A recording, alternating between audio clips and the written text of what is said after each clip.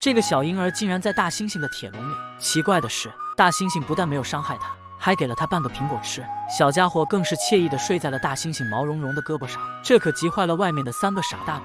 原来啊，小家伙是个叫铁柱的富二代，他们住在连上厕所都要开车的大别墅里。这天，妈妈请了专业的摄影团队来给铁柱拍照，可万万没想到，这3个人居然是劫匪假扮的。铁柱看了看树上的猪头，又看了眼带头的男人，开心地笑了。不能说毫无关系，简直一模一样。他也要跟宝宝培养感情为由，借机支走了所有人，然后3兄弟麻利地偷走了铁柱。等家人再次来到房间时，这里已经人去楼空，只留下了一张索要500个 W 的字条。3人把铁柱带回了家里，几人大眼瞪小眼，他们哪里会照顾小宝宝？为了试奶的温度和不合适，3弟直接拿二哥的头做实验。这一下给小铁柱逗乐了，看样子还得晾一晾。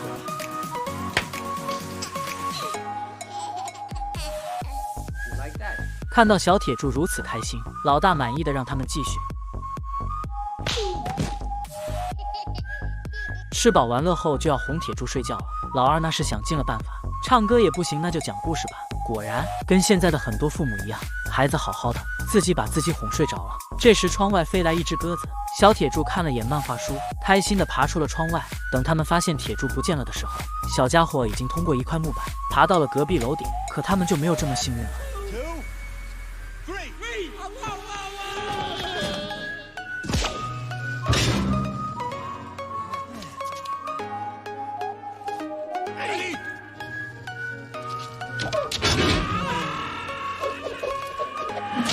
他们扶着老大坐在长凳上休息，小铁柱已经爬到了马路上，他看到了漫画上的蓝色大巴。等几人想起小家伙的时候，他已经坐在了大巴上。老二好不容易追上了大巴，可小铁柱早就钻进菜篮，跟着包租婆下车了。老三说他好像看到了小家伙，于是几人开始尾随包租婆。他们嘀嘀咕咕一路，谁也不知道怎么才能让他停下来。这时包租婆通过橱窗看到了他们，转身哭哧一包就干倒一个，随后抓着老二就是一顿捶。老娘什么样的男人没见过？就你们几个还想吃老娘豆腐？打跑几人后，还平复了一下自己脆弱的小心灵。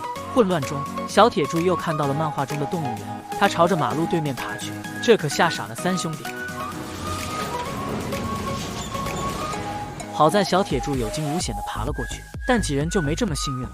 先是被车压了脚，然后本想抄个近道，结果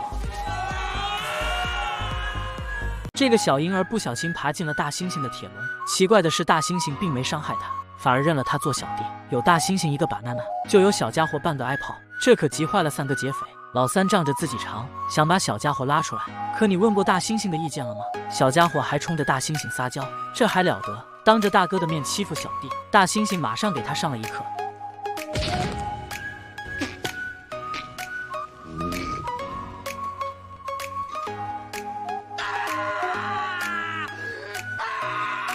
接着是老二，他找来拖布挑起了小铁柱，眼看着就要成功，结果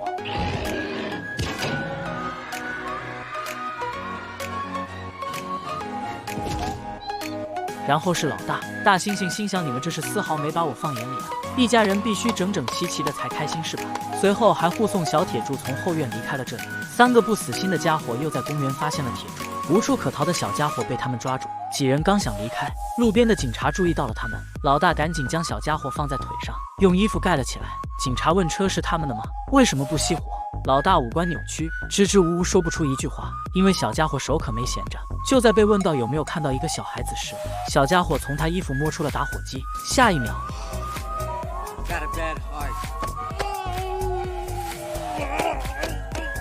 老大就像热锅上的蚂蚁，急得赶紧给兄弟们使眼色。没想到这2个警察还是个话痨，居然聊起了家长里短，这可是苦了老大一个人。好不容易要走了，2人转身闻了闻，还真是夏天了，人们开始野餐了。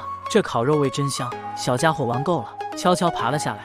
而老大这边已经是炊烟袅袅了，他肯定没学过物理，一掀开衣服，2弟3弟赶紧帮忙灭火，一阵手忙脚乱却毫无作用。这时老三使出了他的独门绝技，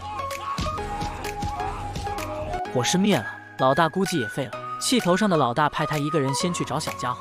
小家伙爬到了一处工地上，看着工头嘴里的甜甜圈，很明显他饿了，悄悄爬上正准备起掉的工字钢上。这个可爱的小宝宝开心地笑着，他完全不知道自己的处境有多危险，因为此时的他正被吊上1万米高空。这3个笨贼吓傻了，他们赶紧坐电梯追了上去。老三一高人胆大，跳了上去，结果钢梁失去平衡，自己差点没掉下去。宝宝则顺着钢梁滑到了电梯上，对他来说，这就是一场奇妙的旅行。看着二哥危在旦夕，老三可不能让他一个人受罪。于是，不怕神一样的对手，就怕猪一样的队友了。老三从天而降，精准地掉进了水泥罐。老二也好不到哪去，迷迷糊糊地坐着小车一飞冲天。果然一家人要整整齐齐的，还剩个老大。他总算是找到了小铁柱，这次看你怎么跑。结果一脚踩到了铁柱的哈喇子。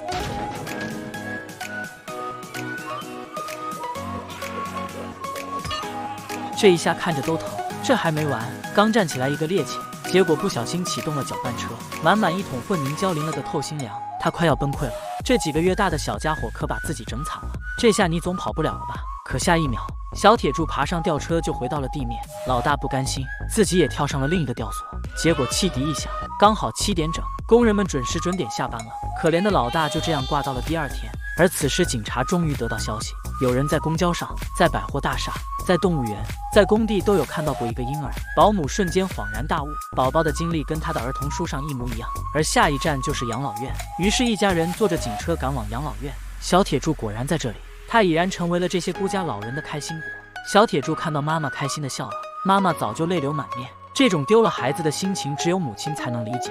就在他们回去的路上，小铁柱看着一处房子，一直喊着奇怪的名字。保姆说那是他最喜欢的故事书，早上跟他一起丢了。妈妈说回去给你买一个，爸爸却霸气地说掉头，把我儿子的书找回来。